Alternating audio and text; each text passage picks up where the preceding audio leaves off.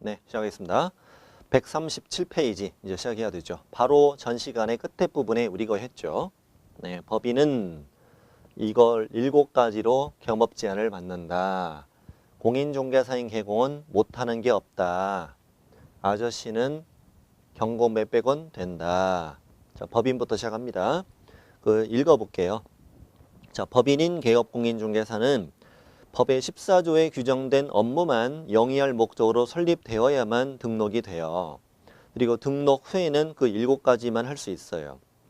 그리고 14조의 업무는 중개업과 또 중개업이 아닌 부동산 관련 5개 업무와 경공매 관련 업무로 구성되어 있어요. 그래서 법인인 개공은 법조문에 뭐라고 되어 있냐면 14조 1항에 다른 법률에 규정된 경우를 제외한다면 중개업과 다음에 쭉 열거된 업무 외에 다른 업무를 함께 할 수 없다. 이렇게 되어 있단 말이에요. 14조 업무를 부터 시작합니다. 자, 제목은 법인인 개공의 겸업. 자, 첫 번째 뭐 할 수 있다? 중개업. 좋아요. 자, 두 번째 갑니다. 그럼 2번부터 6번까지 있잖아요. 그러니까 동그라미 2번에서 동그라미 6번까지가 5개다 이런 뜻이에요. 5개. 자, 2번 상업용 건축물 및 주택의 뭐 할 수 있다? 임대 관리를 하는 등 부동산의 관리 대행 할 수 있다. 자, 임대 관리 대행은 내 건물이에요, 남의 건물이야? 내 건물, 남의 건물. 남의 건물이죠. 남의 건물을 대신 임대 관리해주고 관리를 대행해주는 거죠. 네. 내 건물 가지고 가는 건 임대업이라고 하는 거죠. 자, 문제가 이렇게 나온다고 그랬잖아요. 법인인 개공의 겸업을 찾아라. 그럼 2번을 그대로 주느냐? 그럴 리가. 2번을 쪼개면 4개로 쪼개져요. 같이 연습해 볼게요. 상가 임대관리, 상가 관리대행, 주택 임대관리, 주택 관리대행. 이렇게 쪼개가지고 하나씩만 남아. 하나씩만. 우리 같이 해봐요. 시작. 상가 임대관리, 또 상가 관리대행, 또 주택 임대관리, 또 주택 관리대행. 핵심 단어는 임대관리 관리대행입니다. 그럼 이제 이런 문제에 대비해야 되잖아요. 다음 중 법인인 개공의 겸업이 아닌 걸 찾아라. 법인인 개공이 겸업이 아닌 걸 찾아라면 7가지 아닌 걸 찾으면 되잖아요. 옛날에 쉽게 낼 때는 7가지하고 전혀 관련 없는 뭐 운송업 X, 뭐 사채업 X, 뭐 감정평가업 X 뭐 이런 것들이 나왔어요. 그런데 요즘 추세는 그게 아니고 이 안에서 살짝 바꾸기 하는데 어떻게 내기도 하느냐. 자, 농업용 건축물. 자, OX, X. 자, X라고 쓰는 건 잘 메모해 두셔야 돼. 한쪽에다가 잘 메모해 두시고 주로 이렇게 나오니까. 자, 농업용 건축물의 임대관리, 농업용 건축물의 관리대행, X. 상가와 주택. 또, 자, 임대업, OX, OX, X. 임대관리. 임대업, 내가 건물 사서 하는 게 임대업. 다 상가의 관리업 OX, X. 관리 대행. 이렇게 말장난으로 나와. 비슷하게. 자, 됐습니다. 2번 됐고. 자, 세 번째. 2번이 어떤 일인지 아시겠죠? 2번은 뭐냐면 예를 들자면 다가구 원룸 같은 거를 개공이 통째로 맡아요. 통째로 맡아가지고 매월 관리비 받아가지고 건물 관리해 주는 거죠. 임차인과의 갈등도 해결해주고 시설 관리, 청소 관리 이런 거 해주는 거죠. 매월 고정 수입을 받아 이렇게. 근데 개업공인중개사가 하면 1번도 같이 할 수 있잖아요. 그러니까 임차인 나가서 새로운 임차인 들이고 중개하면 복비는 별도예요. 또 복비는 별도. 그럼 1번은 개공만 중개할 수 있는 거고 2번부터 6번까지 5개 이런 것들은 개공이 아닌 일반인도 가능해요. 일반인도 가능한 이런 일들이다. 자, 세 번째, 부동산의 이용에 대하여 또 개발에 관하여 또 거래에 관하여 상담을 한다. 컨설팅이라고 하죠. 이용 상담이라면 내가 땅이 있는데 여기 어떤 건물을 어떻게 지어가지고 할 것이냐, 투자를 해서 수익을 얻을 것이냐는 이용 상담. 개발 상담은 토지의 어떤 개발 정보를 제공해주고 대가를 받는 일, 개발 상담. 거래 상담은 부동산 투자. 어떻게 골고루 투자해서 포트폴리오 구성해서 수익을 얻을 것이냐. 거래 상담, 이용 상담, 또 개발 상담, 또 거래 상담이 하나씩만 나와요. 하나씩만. 자, 중개법인은 부동산 개발업 할 수 있다. OX, X. 이런 식으로 주로 나온다고요. 이용 상담, 개발 상담, 거래 상담, 개발업 아니야. 자, 네 번째 넘어가죠. 뒷장 넘어가면 자, 누굴 대상으로? 자, 개업 공인중개사를 대상으로 중개업의 경영기법이나 경영정보를 제공해주는 일을 할 수 있다. 이런 걸 뭐 흔히 프랜차이즈업 이렇게 불러요. 부동산 114 이런 데 들어봤죠. 전국의 개공들을 가맹점으로 모집하잖아요. 모집하고 매월 정보를 제공해주고 홈페이지 광고도 해주고 매 얼마씩 받는 거죠. 이렇게 프랜차이즈업이야. 그러한 부동산 114 같은 업체에서 하는 일들을 누구도 법인인 개공도 할 수 있다 이 말이지. 부동산 114가 중개법인이란 말은 아니지요. 아니죠. 이 문장의 핵심은 어디냐면은 여기에요. 개공을 대상으로 라는 말이 붙어 있잖아요. 다른 건 그런 거 없잖아요. 그러니까 이 업무는 누구만 대상으로 해야 돼? 개공만 대상으로 해야 되는 거예요. 개공이 아닌 자가 들어가면 틀리는 거지. 예를 들어서 중개 의뢰인을 대상으로 할 수 있다. OX, X. 옛날에 시험 낼 때는 중개 의뢰인이라고 내기도 했었어요. 근데 중개 의뢰인 넣으면은 문장이 좀 이상해요. 중개 의뢰인이 어울려 이게? 어울려? 아니 중개 의뢰인이 개공한테 찾아와서 우리 집 팔아줘. 근데 개공이 앉아봐봐. 너에게 중개업의 경영기법을 제공해 줄 테니까 200 내. 말도 안 되잖아요. 중개 의뢰인이 중개업의 경영기법, 경영정보 하나도 안 궁금하지. 그래서 이렇게 잘 안 내고 요즘에는 최근엔 이렇게 잘 내요. 등록을 준비 중인 공인중개사를 대상으로 OX 등록을 준비 중인 공인중개사 대상으로 X 등록한 뭐? 개공 대상으로 한다고. 아직 등록을 준비 중이면 안 된다고요. 또 옛날에 이렇게 있었어. 창업을 준비 중인 공인중개사 대상으로 X 심지어 공인중개사 시험준비생 대상으로 X. 아니 웃겨. 시험보다 빵 터지게 하려고. 공인중개사 시험준비생 아니에요. 시험준비생 이게 왜 궁금해? 안 궁금하지. 또 아직 시험이 안 나왔지만 소공을 대상으로 OX, X. 저는 이게 좀 중요하다고 봐요. 자, 개업 공인중개사 O, 소속 공인중개사 X.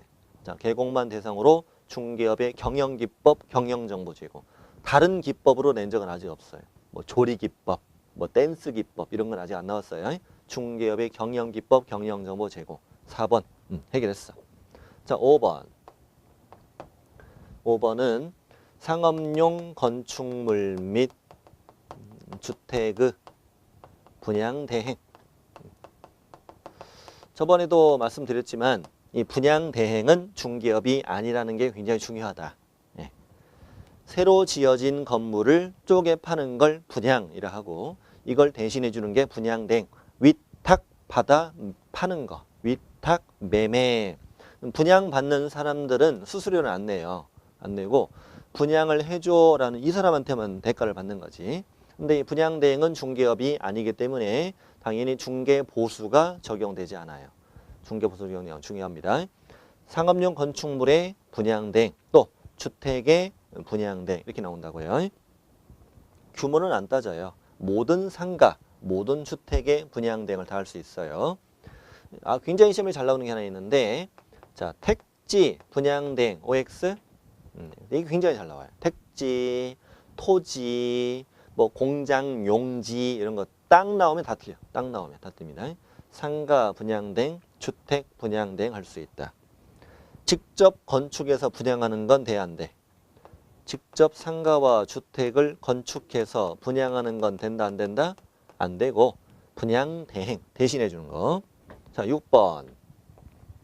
6번은 어디 밑줄치냐면 거기 기업번이요. 기업번. 의뢰인의 의뢰에 따라 도배나 도배나 이사업체를 소개하는 등 주거 이전에 부수되는 용역의 알선.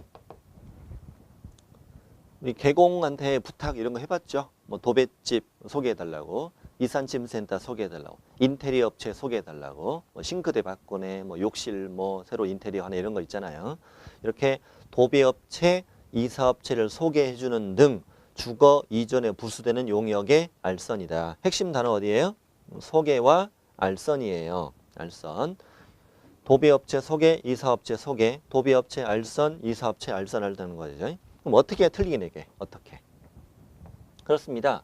직접 도배업을 한다. OX, X. 직접 이삿짐 센터를 한다. X. 이런 식으로 되게 잘 나옵니다. 잘 나옵니다. 그럼 현재 우리는 뭘 했느냐? 5개. 5개 하신 거예요. 여기 흰색으로 적혀 있는 것은 5개. 5개. 노란색으로 되어 있는 것들은 못하는 것들이잖아요. 이게 바로 그 밖에. 노란색으로 되어 있는 것이. 법인은 이거 말고 다른 거 할 수 있다 없다? 없다. 없는데 이 법인은 못하는 X, 그 밖의 업무들을 다른 개공들은 할 수 있다니까 이따 조심해야 되고 이거 조심해야 되고 그래서 하는 거 못하는 걸 다 구분할 줄 알아야 돼요. 여기 있는 것들은 흰색은 5개, 노란색은 5, 그 밖에. 좋아. 자, 7번째 갑니다. 7번째는 민사집행법에 따라 경매가 이루어지고 또 국세징수법 이런 법에 따라서 공매가 이루어지고. 자, 경매나 공매를 하는데 자, 간단히 좀 몇 가지 말씀드리죠. 경매라는 것은 오로지 법원에서 하는 것만 경매라고 그래요. 이제 경매는 종류가 2가지가 있는데 강제 경매라는 게 있고 또 임의 경매라는 게 있어요. 자, 그럼 강제 경매는 뭐냐? 채권자가 채무자한테 돈 빌려줬어요. 자, 돈 빌려주고 차용증만 쓴 거예요. 네, 약속된 날짜까지 안 줘요. 안 주면 채권자는 채무자 재산에 곧바로 경매 신청할 수 있느냐? 그건 아니에요. 차용증은 채권계약서에 불과하니까 둘 외에는 효력이 없어요. 그러니까 먼저 채무자 재산이 있는 걸 조회하고 여기에 법원에 가압류를 신청해요. 이거 빼돌릴 수 있으니까 가압류 등기를 해놓고 채무자 상대로 대여금 반환해라고 소송을 해. 소송을 하면은 빌린 거 갚아라 라고 뭘 써줘요? 판결문을 써줘요. 이 판결문을 이 법원에 제출해 경매 신청하는 걸 강제 경매라고 해요. 강제 경매. 이게 뭘 거쳐서? 소송을 거쳐서 판결문을 받아서 경매 신청하는 걸 무슨 경매? 강제 경매란다. 강제 경매. 그런데 의무 경매는 그게 아니고 은행에 저당권 설정한 거예요. 저당권 설정해서 돈 빌렸어요. 근데 경매되는 게 궁금해. 궁금하면 이자를 한번 안 내보면 돼. 이자를 안 내요. 그러면 이제 연락이 와요. 깜빡하셨냐고. 얼른 넣으라고. 에? 한 번만 더 안 내봐봐. 한 번 안 내보면 또 전화가 와. 또 나와. 한 번만 더 안 내면 우리 경매할 거라고. 또 궁금하면 한 번만 더 안 내봐봐. 한 번만 더 안 내보면 은행은 나를 상대로 이제 경매를 신청하는데 이 저당권, 근저당권 이게 물권자들은 채무자를 상대로 소송할 필요 없어. 소송할 필요 없이 법원에 가서 곧바로 경매 신청이 돼. 곧바로 경매 신청하는 걸 무슨 경매? 의무 경매라고 그래. 자, 근데 그 경매는 원래는 뭘 거쳐야 되는데 소송을 거쳐서 판결문 받아서 경매하는 것인데 이렇게 담보물권이 있으면은 이런 과정을 생략하고 바로 경매 신청하는 게 의무 경매를 한다고요. 자, 이런 게 경매예요, 경매. 그럼 공매는 뭐냐? 공개 매각. 공개 매각이 준말인데요.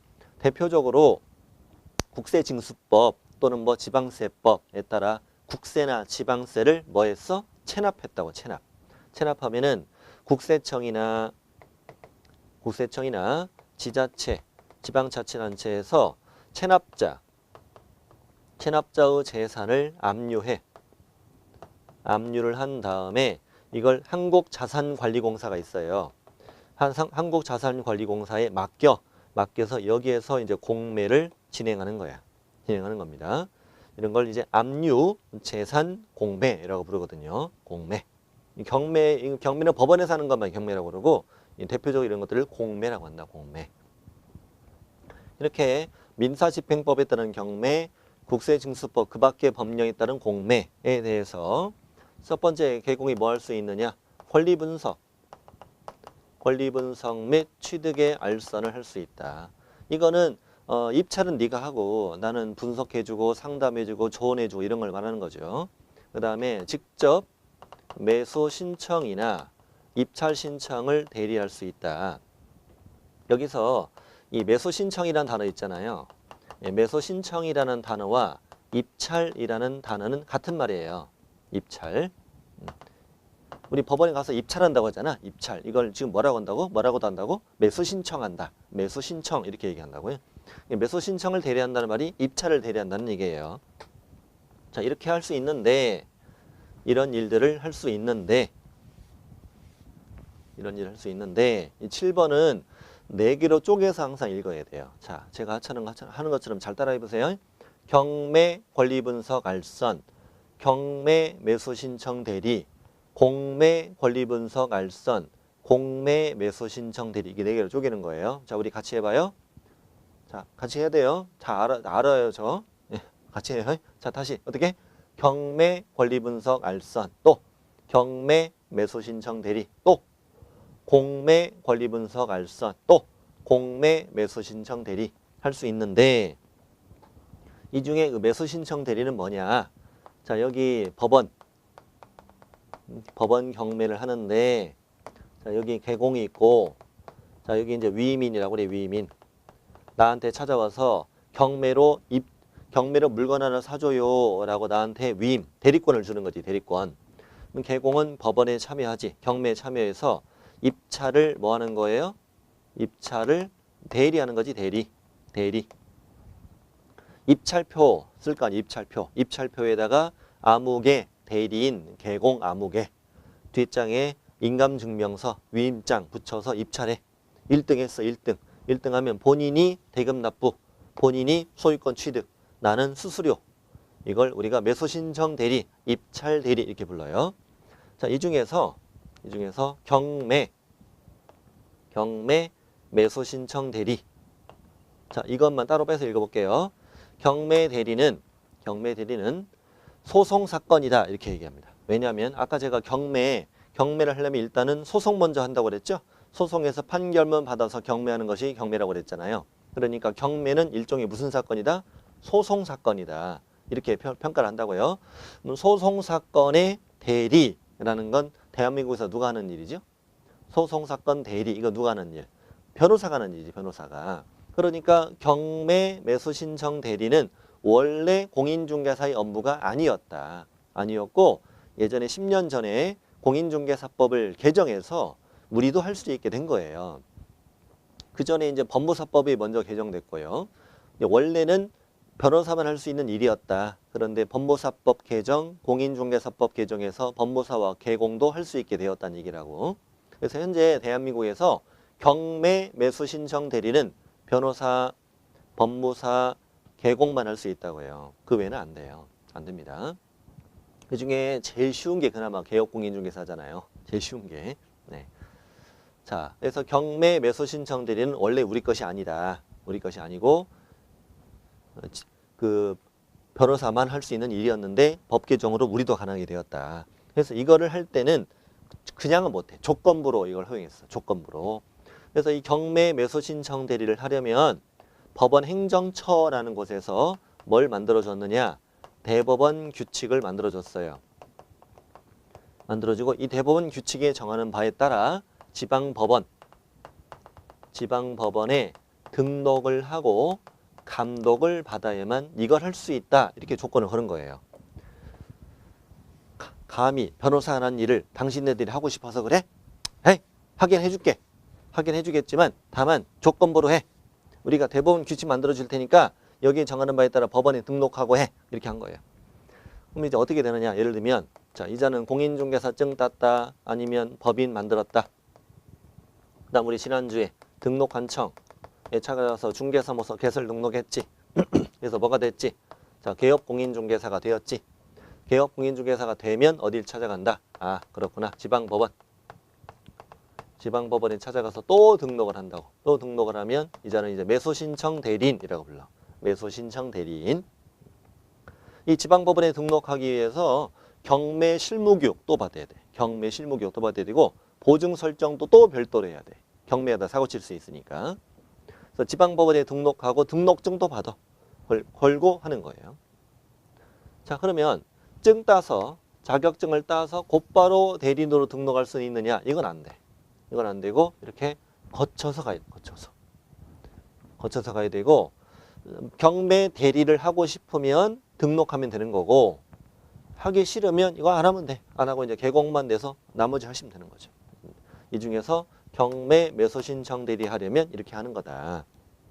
그러면 거꾸로 얘기하면 나머지 것들은 지방법원에 별도로 등록할 필요 있다 없다? 없는 거야. 그러니까 지방법원에 등록하지 않아도 경매 분석할선 돼. 공매 분석할선도 되고 공매 매수 신청 대리도 다 되는 거예요. 이걸 조심해야 돼요. 자, 이걸 보는데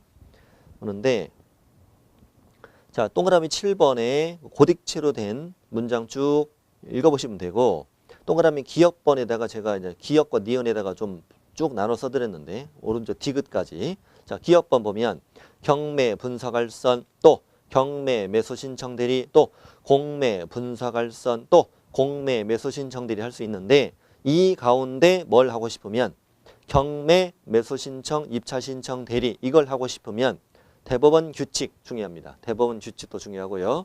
대법원 규칙에 정하는 요건을 갖추고 어디가 등록해라? 지방법원에 등록하고 감독을 받으면 할 수 있다. 그러면 오른쪽 디귿번. 그러니까 경매 분석 알선 또 공매 분석 알선 또 공매 매수 신청 대리 이런 것들은 지방법원에 등록하지 않아도 할 수 있게 되는 거다. 그럼 문제를 익혀낼 수도 있는 거지. 제가 문제를 해볼게요. 자, 경매 권리 분석 및 취득의 알선을 하려면 지방법원에 등록해야 한다. X. 자, 공매 매수 신청 대리를 하려면 지방법원에 등록해야 한다. X. 이렇게 문제를 풀 줄 알아야 돼요. 이렇게 해서 현재 우리 뭘 봤어요? 법인인 개업 공인중개사 할 수 있는 7가지를 했어. 7가지. 자, 흰색은 5개, 노란색은 그 밖에. 자, 오른쪽에 겸업 수수료 보이죠? 중개업 이외 5가지 업무는 중개업이 아니기 때문에 중개보수가 적용되지 않는다고 그랬고 합의로 보수를 받을 수 있어요. 경공매는 그 대부분 규칙에 따로 보수가 정해져 있어요. 다 중개보수는 적용이 안 된다는 얘기예요. 자, 위반 시 제재. 법인이 겸업 제한을 위반하면 등록관청은 그 등록을 취소할 수 있는 의무적 등록 취소 사유예요. 나중에 이렇게 외워요. 겸업 위반은 임등취다. 임겸업. 겸업 위반은 뭐다? 임등취다. 우리 조선시대에 임경업 장군이 있다면서요. 그걸 딴 거예요. 임겸업 해봐요. 임겸업에서 앞으로 겸업 되면 바로 임등취 바로 따올 수 있도록 하시는 거예요. 자, 근데 밑에 양가로 2번. 양가로 2번에 1번. 공인중개사인 개업공인중개사는 겸업 제한이 있대 없대? 없대. 그래서 1번 중요한 문장이에요. 1번. 자, 공인중개사인 개공의 겸업에 대해서는 중개업과 경매, 공매 업무를 할 수 있다는 것 외에는 겸업 제한이 없어요. 그래서 2번 잘 비추세요. 2번. 공인중개사인 개공은 이 법과 다른 법률에 제한이 없는 한 모든 업무의 겸업이 가능하다. 이 법과 다른 법에 제한이 없으면 겸업이 가능하다. 이게 무슨 말이냐면요. 예를 들어 공인중개사인 개공을 하면서 학교 선생님을 할 수 있느냐. 그건 안 돼요. 왜냐하면 공무원법에서 겸직을 금지하지. 그러니까 우리 법에서 그걸 겸업을 금지하진 않지만 다른 법에서 겸업을 금지한다는 건 그거 못한다는 거예요. 다른 법에서 제한하지 않는 한 그걸 다 겸업할 수 있다는 얘기예요. 그래서 법인인 개업공인중개사가 할 수 있는 7가지도 다 가능하고 그 밖에도 다 가능해. 자, 그러면 이제 문제 풀어보자고. 자, 다음 중 공인중개사인 개공에 겸업이 아닌 걸 찾아라. 이렇게는 안 내. 문제 안 내. 답이 없잖아요. 자, 그러면 문제 낼게요. 공인중개사인 개공은 상가, 주택, 임대권리 관리 대행 할 수 있다. 5. 5개 할 수 있잖아. 5. 자, 이용개발 거래 상담. 5. 4번. 5. 5번. 5, 6번 다 돼. 7번 다 돼. 다만 이거 하려면 이거 하면 돼. 하면 됩니다. 네. 자, 문제 냅니다. 또 계속 갑니다. 공인중개사인 개공은 농업용 건축물 임대 관리할 수 있다. OX. 5야, 5. 법인이 못하는 거예요, 법인은. 법인 외에는 할 수 있단 말이지. 자, 임대업. 5. 관리업. 5. 개발업. 5. 공인중개사 대상으로 해. 해도 돼. 택지 분양대. 아, 좋아. 도배집. 좋아. 이삿짐센터. 다 좋아. 문방구. 시험에 문방구 나왔어. 5. 편의점. 5. 치킨집. 5. 다 돼. 다 됩니다. 치킨집 딱 좋잖아. 7시까지 중개업하고 바로 불 떼고 새벽까지 이렇게. 한 달 지나면 쌍꺼풀 터지겠지. 다 할 수 있어. 못하는 게 없어. 그래서 이 시험 문제, 자, 공인중개사인 개공은 뭐뭐뭐 할 수 있다. 다 5야. 다 5.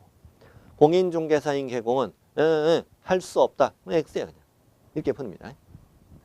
자, 아저씨는 뭐만 빼고? 경고만 빼고.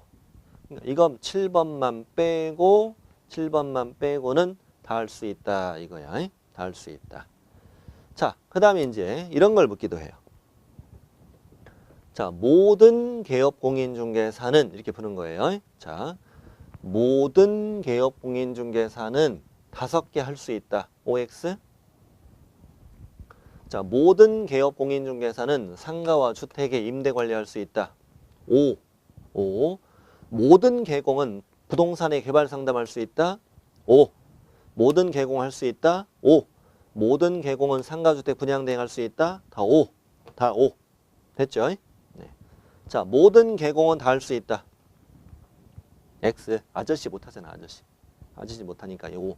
X입니다. 이거는 아저씨 못하니 모든 개공이 할 수 있다. X. 네. 다음에 여기 그 밖에. 자, 모든 개업 공인중개사는 임대할 수 있다. X. 그 밖에지. 법인 빼고. 자, 모든 개공은 택지 분양 대행할 수 있다. X. 이건 그 밖에 법인 빼고. 법이고. 모든 개공은 도배업을 운영할 수 있다. 이건 그 밖에잖아. 법인 빼고. X. 이렇게 되는 거. 이렇게 문제를 풀 줄 알아야 한다고요. 네. 아유, 힘드네요. 이게 문제가 낼 수 있는 지문이 매우 다양해요. 이 그림이 중요하다. 제가 문제 푸는 공식이라고 그랬죠. 문제 푸는 공식. 자, 140페이지에 중개 업무 지역 범위라고 써 있는데 이거 문제 잘 안 나와요. 문제 잘 안 나오니까 참고하시고. 자, 오른쪽에 141쪽에 중개대상물의 범위 써 있는데 이것도 잘 내진 않고 밑줄만 쳐보세요.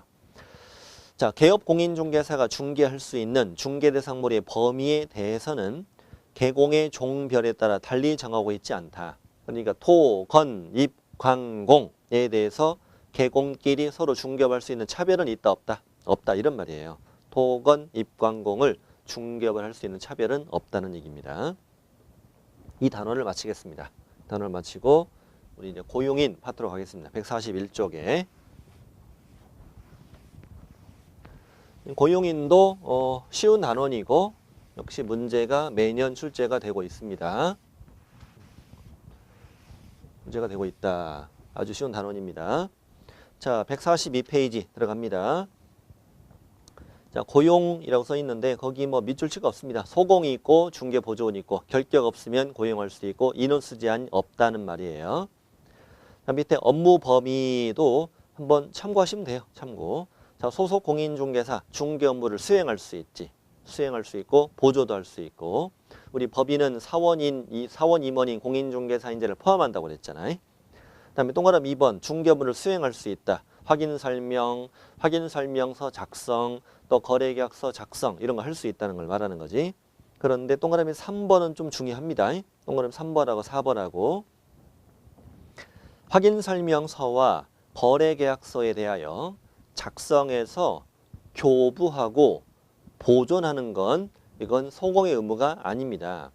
작성해서 교부하고 보존하는 건 개공의 의무지 이건 소공의 의무가 아니에요. 예. 그래서 그 두 번째 중에 만일 확인설명서 거래계약서를 작성 교부하지 않거나 보존하지 않으면 개공의 업무 정지이지 소공의 자격 정지는 아니다. 이 사장과 직원 차이를 이해하시면 되잖아요. 작성, 교부, 보존 이런 건 개공의 의무지 소공의 의무가 아니다. 안 하면 개공만 업무 정지지 소공은 자격 정지가 아니라고. 다만 4번. 소공은 작성을 할 수는 있잖아요. 작성을 했으면은 여기에 서명 및 날이 나게 돼 있는데 이걸 하지 않은 경우에는 자격 정지예요. 알겠습니다. 이건 나중에 행정처분 가서 또 배웁니다. 3, 4번을 지금 이해하고 지나가면 됩니다. 자, 오른쪽에 보조. 소공도 중개물을 보조할 수 있다. 자, 그런데 중개보조원은 공인중개사가 아닌 자로서 현장 안내 일반 사무 등 단순 업무를 보조하는 자를 말하지요. 그리고 중개 업무 수행 이런 거 안 된다는 거잖아요. 그 다음에 동그라미 3번 중요합니다. 동그라미 3번. 중개보조원은 행정처분 대상은 이다 아니다? 아니다. 중개보조원은 자격증도 없고 등록증도 없잖아. 행정처분 대상은 아니야. 다만 형벌 대상이 들어가. 징역형, 벌금형 이건 쪽은 들어가요. 우리 형벌 두 개 있잖아. 1-1, 3-3 있는 이건 적용되는 거예요. 밑에 표 한번 공부해 보세요. 보시고 다음 페이지 144쪽 문제 굉장히 잘 나오는 고용신고와 고용관계 종료신고. 자, 먼저 양거는 1번 그 두 줄도 시험에 나와요. 밑줄 쫙 치세요. 자, 개공은 소공 또는 중개보조원을 고용하거나 고용관계가 종료된 때는 국토교통부령으로 정하는 바에 따라 등록관청에 신고하여야 한다. 구체적인 신고 방법은 국토부령이 정한다는 얘기죠. 이 문장은 그대로네, 그대로냅니다.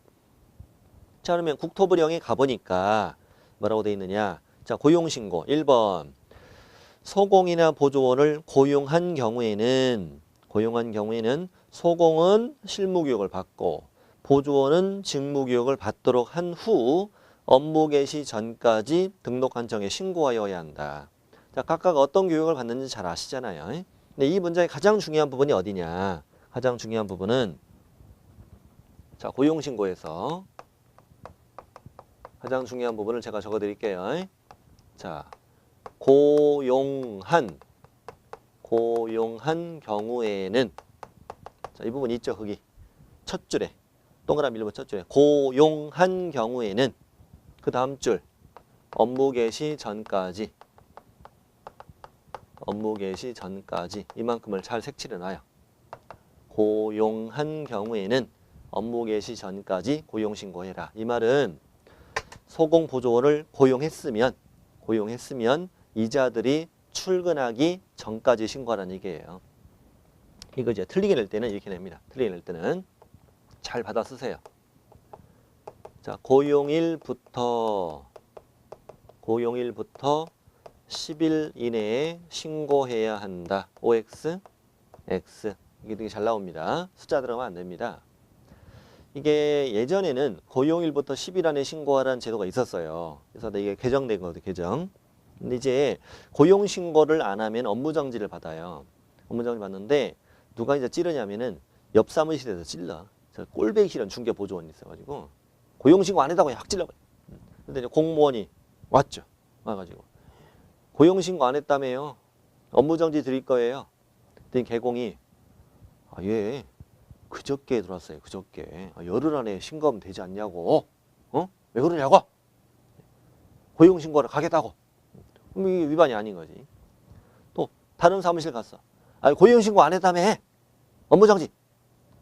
개공이 오늘 열흘째 이따가 밥 먹고 가려고 그랬어. 오후에 가 계셔. 갈게. 고용신고를 갈게.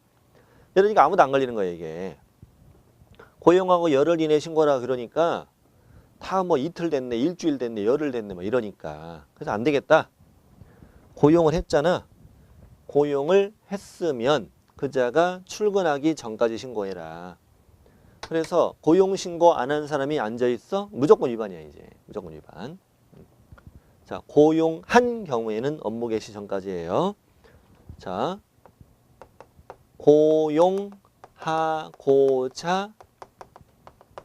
고용하고자 하는 경우 미리 신고하는 것이 아니에요. 이런 말이 아니에요. 고용을 하고 싶을 때 미리 신고하는 게 아니라 고용을 먼저 하고 업무 개시 전까지 신고하는 거예요. 자, 고용하고자 할 때 미리 신고한다면은 얘 데리고 가야 되잖아. 공무원한테. 저 얘 고용하고 싶어요. 어때요? 공무원이. 인상 봐라, 인상. 아유, 충격 되겠어? 관둬, 가나.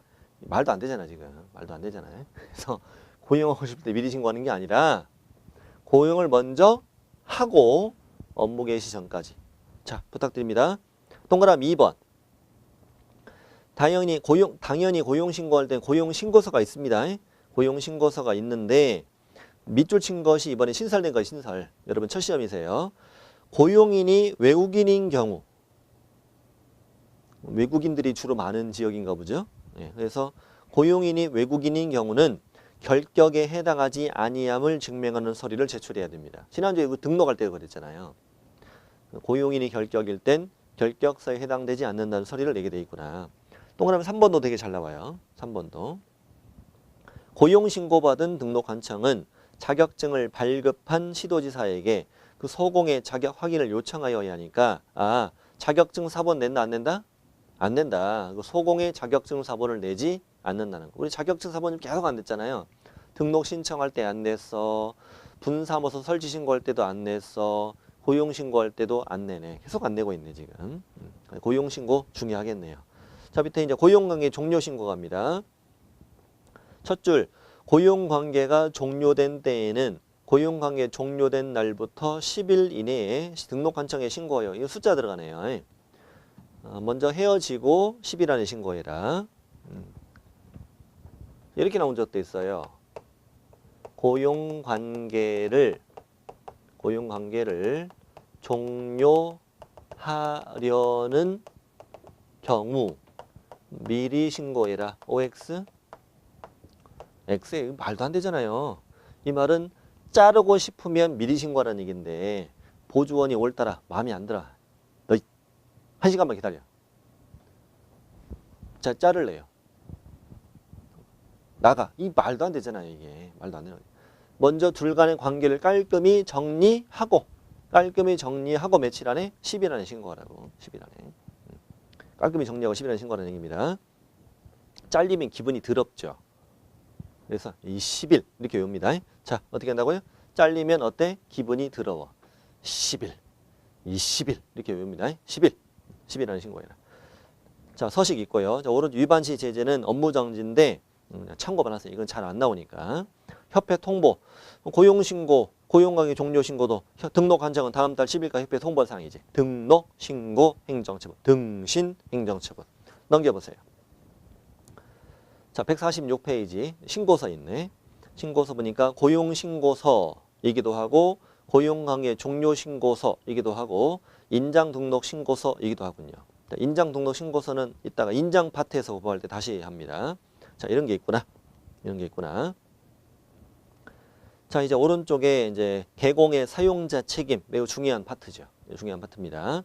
자, 15조 2항 까만색 박스로 들어가서 잘 색칠을 하세요. 자, 소공 또는 중개보조원의 업무상 행위는 그를 고용한 개공의 행위로 본다. 이 문장 되게 시험에 잘 나옵니다. 소공 또는 중개보조원의 업무상 행위는 그를 고용한 개업공인중개사 행위로 본다. 가장 중요한 부분은 업무상이라는 단어, 업무상. 여기다가 모든이라고 써요. 모든 X. 소공보조원의 모든 행위는 그를 고용한 개공행위로 본다. 이러면 틀립니다. 모든 행위에 대해 책임지는 건 말도 안 되잖아요. 부모도 아니고. 그래서 업무상 또 하나 개공의 행위로 본다. 자, 본다 여기다가 추정한다. OX, X. 추정한다가 아닙니다. 간주한다는 의미죠. 본다. 이게 15조 2항이에요. 15조 2항은 소공보조원의 업무상 행위는 그를 고용한 개공의 행위로 본다. 자, 이 문장의 의미가 밑에 쭉 동그라미 1, 2, 3번에 적어드렸고, 자, 그 다음에 밑에 이제 판례가 있는데 판례 하나 소개해드릴게요. 좀 이따 우리 이제 민사책임이라는 걸 공부하는데 민사책임. 자, 여기는 이제 개업공인중개사가 있다.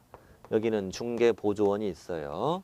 자, 중개보조원이 업무상 고의나 과실로 중개의뢰인에게 재산상의 손해를 끼쳤어. 이때 그를 고용한 개공이 한 것으로 본다. 이게 적용되지. 그래서 15조 2항이 여기 적용되는 거예요. 개공이 한 것으로 본다. 그러면 손해입은 의뢰인은 개업 공인중개사에게 손해배상 청구할 수 있다 없다? 있다 이 얘기지. 자 그러면 이 중개보조원에게도 손해배상 청구할 수 있느냐 이거야. 중개보조원이 직접 손해배상 청구할 수 있다 없다? 할 수 있어야 돼 없어야 돼? 상식적으로 있어야지. 있어야 되는데 중개보조원이 뭐라고 주장하냐면 나의 행위는 개공의 행위로 본다 라고만 돼 있지 내가 책임진다는 말은 있다 없다? 법에 없다 이런 주장하는 거야. 그러니까 나의 업무상 고의과실로 재산상 손해가 발생했어도 개공만 책임지는 거지 나는 책임이 없다 이런 주장을 하는 거야. 네. 법의 근거에 따라 주장하는 거지. 사장님이 책임진다고 돼 있지 않냐. 내가 책임진다는 말은 없지 않냐. 난 책임 안 진다. 이런 주장한 거지. 그랬더니 이제 대법원까지 간 거예요. 실제 대법원까지 간 사건이에요.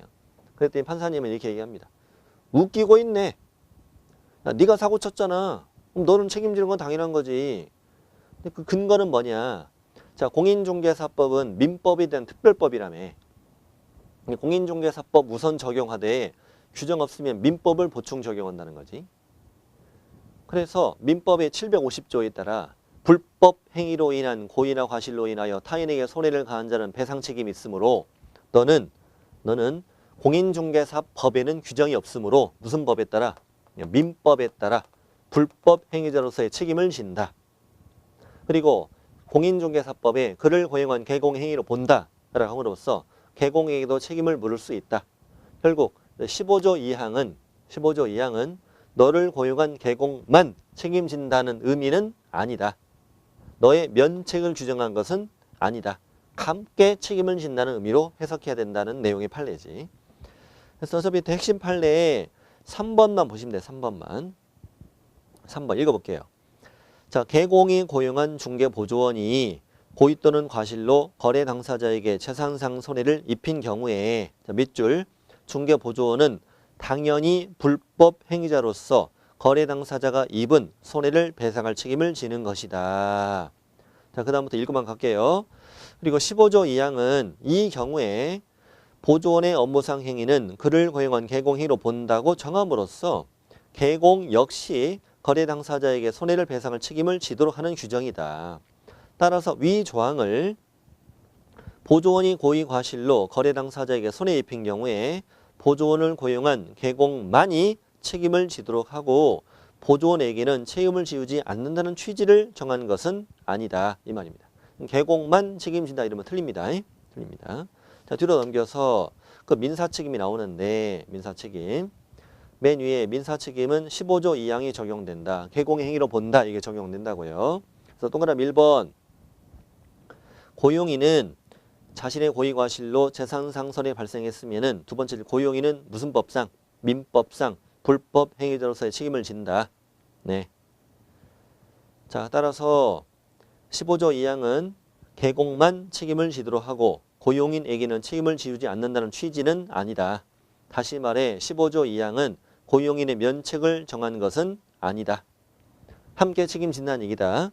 자, 그 다음에 이제 동그라미 2번이 중요한 것은 개공행위로 본다라고 정함으로써 개업공인중개사는 자신의 고의나 과실이 없어도 책임을 져야 되거든. 이런 책임을 무과실 책임이라고 불러요. 무과실 책임을 진다. 자신의 고의 과실이 없어도 책임을 져야 한다. 그리고 이 보조원 간의 관계, 우리 둘 간의 관계는 연대채무다 이렇게 얘기해요. 연대채무. 부진정 이런 말은 신경 안 써도 되고요. 연대채무. 동등한 지위의 채무자다 이 말이야. 연대채무.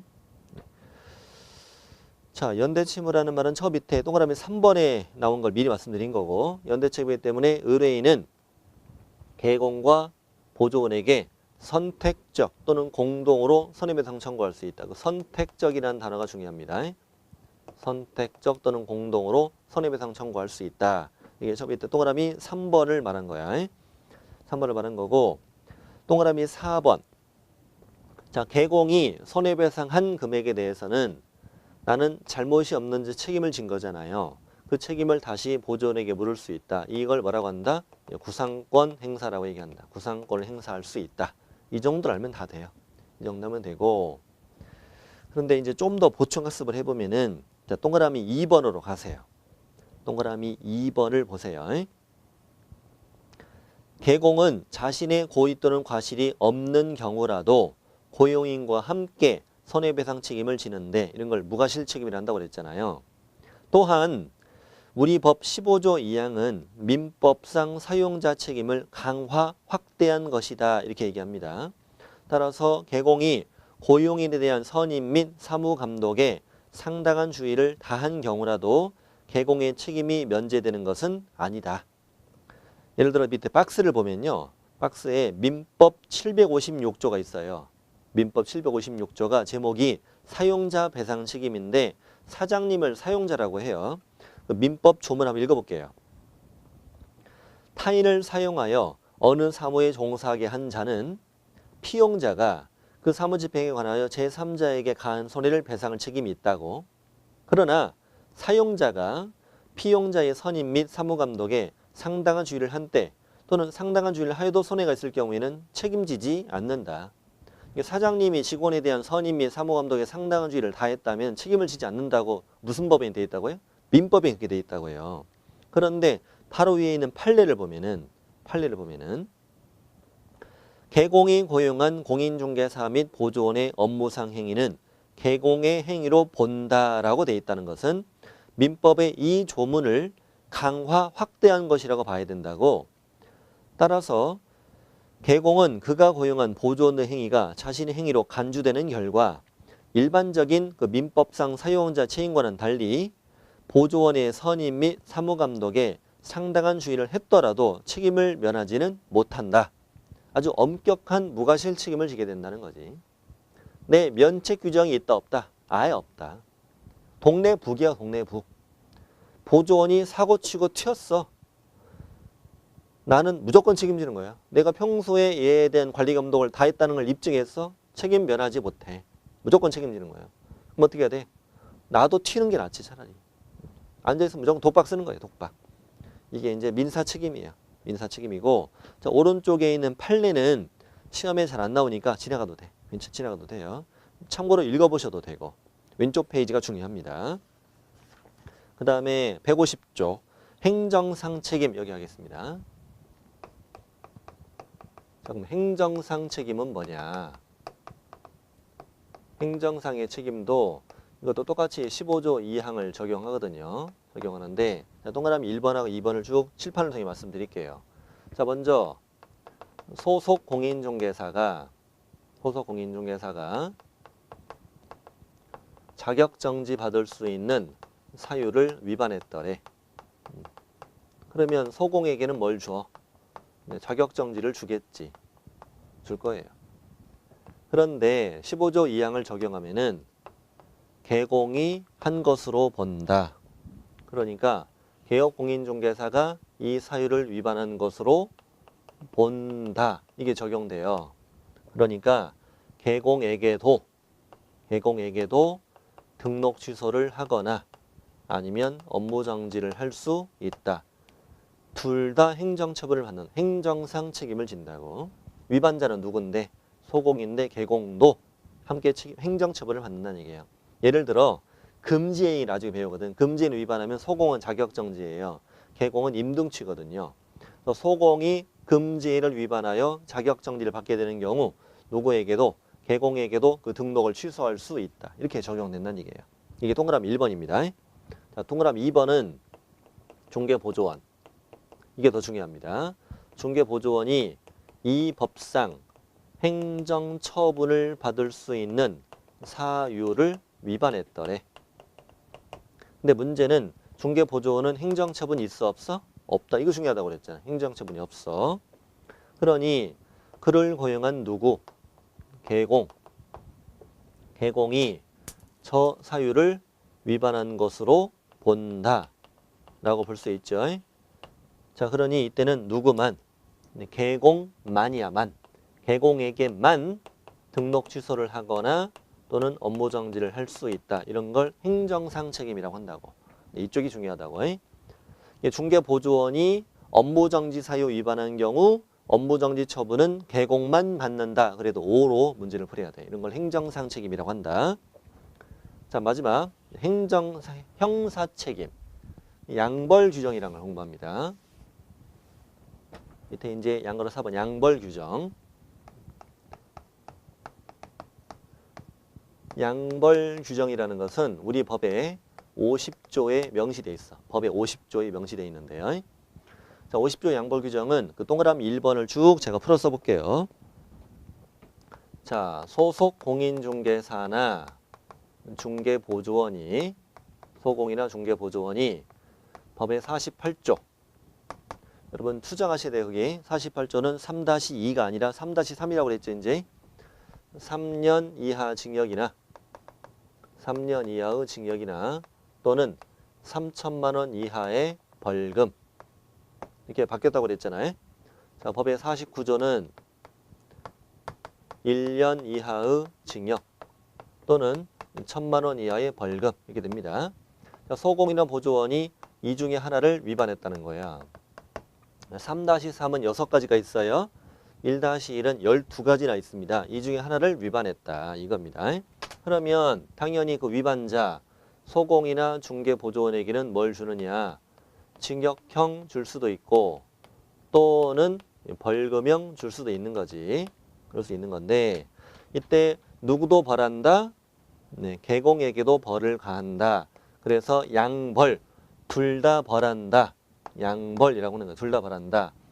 근데 개공이 위반한 건 아니잖아 지금. 개공에게 징역 주면 되겠어? 그럼 말도 안 되는 거지. 그러니까 개공은 벌금형을 주는데 해당 조의 벌금형을 과한다. 이렇게 표현하는 거예요. 그럼 해당 조라는 건 무슨 의미냐. 소공보조원이 48조 위반해서 3년 이하 징역 또는 3천 이하 벌금 받으면 개공은 얼마? 48조 3천 이하 벌금. 자, 소공보조원이 1년 이하 징역 또는 1천만 원 이하 벌금 받으면 개공은 뭐? 1천만 원 이하의 벌금. 이런 얘기지. 그럼 소공보조원이 징역이야. 그럼 개공은 벌금. 소공보조원이 벌금이야. 그럼 개공도 벌금. 둘 다 벌금형 받을 수도 있어. 둘 다 벌금형 받을 수 있다고 했지만 그것이 금액이 같다는 건 아니야. 동일한 범위 안에서 1천만 원, 3천만 원 이하, 2천만 원 이하 동일한 범위 안에서 받는 거지. 동일한 금액의 벌금형 이러면 틀려요. 읽어보면 다 나와요. 동일한 금액의 벌금형을 받는다면 틀립니다. 그런데 문제는 이거지. 이 개공이 벌금형을 받는 이유는 뭐냐? 벌금형 받는 이유는 왼쪽하고 달라요. 이거는 무과실책임이었잖아요. 개공에게 전혀 잘못이 없어도 손해배상 책임을 지고 행정처벌을 받는데 이건 50조 양벌 규정이라는 걸 따로 적용해요. 따로 적용하고 형벌이라는 것은 과실책임주의야. 과실책임주의라서 전혀 잘못이 없는 자에겐 형벌을 주지 않아. 잘못도 전혀 없는데 얘를 데려다가 재판에서 벌금 주는 건 말이 안 되잖아요. 그럼 개공에게 어떤 잘못이 있기 때문에 벌금형을 준 건데 그 벌금형 받는 이유는 관리 소홀이야. 관리 감독의 소홀의 책임을 물어서 벌금형을 주는 거예요. 그러니 관리 감독을 철저히 잘했다는 걸 입증하면 면책 가능해. 자, 여기는 면책 규정이 있다. 이것이 중요합니다. 면책 규정이 있다. 한번 읽어보죠. 일단 동그라미 2번까지 쭉 제가 방금 구두로 말씀드린 거예요. 3번도 말씀드린 거고. 자, 4번 보면 면책 규정. 개공이 고용인의 위반 행위를 방지하기 위하여 해당 업무에 관하여 상당한 주의와 감독을 게을리하지 아니한 경우에는 양벌 규정에 따른 벌금형을 받지 않는다. 여기는 면책 규정이 있어. 아까 148쪽 민사책임에는 면책 규정이 있다 없다? 면책 규정이 없었지. 아까 뭐랬어? 보조원의 선임 및 사무감독에 상당한 주의를 했더라도 책임을 면하지 못한다. 손해배상 책임은 100% 무과실 책임. 상당한 주의와 선임 및 사무감독에 상당한 주의를 했더라도 손해배상 책임은 면하지 못해. 100% 무과실 책임. 근데 형벌이라는 것은 과실책임주의. 잘못이 있는 자에게만 형벌을 준다고. 그 위반 행위를 막기 위해 상당한 주의와 감독을 게을리하지 않았다면 벌금형을 받지 않는다. 상당한 주의와 감독을 게을리 했다면 그때는 벌금형을 받는다 이 말이지. 자, 오른쪽 5번. 그러면 자, 소공보조원이 징역을 받았어요. 그럼 당연히 이건 결격이죠. 결격 사유죠. 그리고 벌금형이 얼마 이상이면 300만 원 이상이 된다면 당연히 이것도 결격이 되지. 공인중개사법 위반으로 300 이상 벌금 받으면 결격이니까. 근데 개공도 받는 게 뭐야? 결격이야. 아니 벌금형이야. 벌금형. 근데 이 벌금형이 그러면 300만 원 이상이면 이것도 결격이냐 이거지. 결격이다 아니다? 아닌 걸로 나온 대판. 왜? 내가 위반한 건 이다 아니다? 아니지. 위반한 건 누구예요? 소공보조원인 것이 내가 위반한 건 아니고 내가 벌금형을 받는 이유는 다른 이유지. 뭐? 관리 소홀이란 다른 이유를 받는 거니까 내가 받게 되는 양벌 규정으로 받게 되는 벌금형은 300만 원 이상이더라도 결격은 이다 아니다? 아니다고 문제를 잘 풀어야 돼요. 결격 사유 아니라고. 사실 이것이 결격이 되는 거 문제가 돼 있지 않아요? 아니 네가 위반했는데 난 벌금 받았어. 내가 관리를 소홀히 해서 벌금 받았다. 그런다 쳐. 그래 내가 관리 소홀히 했으니까. 근데 이걸로 300 이상 돼서 결격돼서 등록 취소되고 3년간 중개 못하고 이건 말도 안 되잖아요. 너무하는 거잖아요.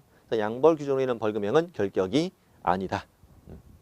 아니란 얘기고 밑에 이제 그 판례 한번 읽어보시면 좋을 텐데 이걸 뭐라고 표현하냐면 밑줄 친 거 읽어보고 이번 시간을 마치겠습니다.